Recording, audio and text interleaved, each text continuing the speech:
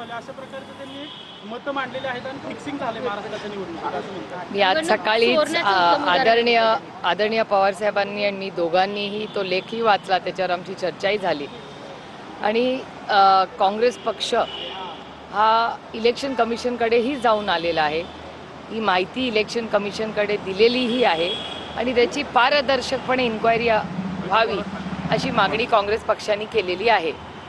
त्याच्यामुळे आम्ही वाट बघतोय की इलेक्शन कमिशनकडून काय उत्तर येतं। ताई 10 तारखेला वर्धापन दिन आहे राष्ट्रवादीचा, दोन्ही राष्ट्रवादी वर्धापन दिन साजरा करतायत, तर कसं बघतो तुम्ही?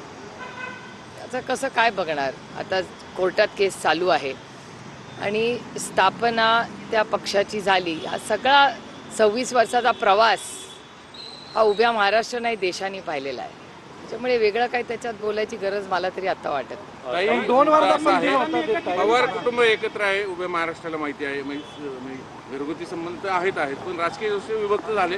पण आता दोन्ही बहीण भाऊ एकत्र येऊ इच्छितात, तर मधली लोक जी बेरोजगार होणार आहेत त्यांचा विरोध दिसतो या सगळ्या गोष्टींना। असं नसतं, संघटना ही सगळ्यांच्या मुळे चालते, असं एका व्यक्तीमुळे नाही। संघटनेत प्रत्येक छोटो शेवटचा कार्यकर्ता जो झेंडा घेऊन उभा राहतो तोही तेवढाच महत्त्वाचा असतो।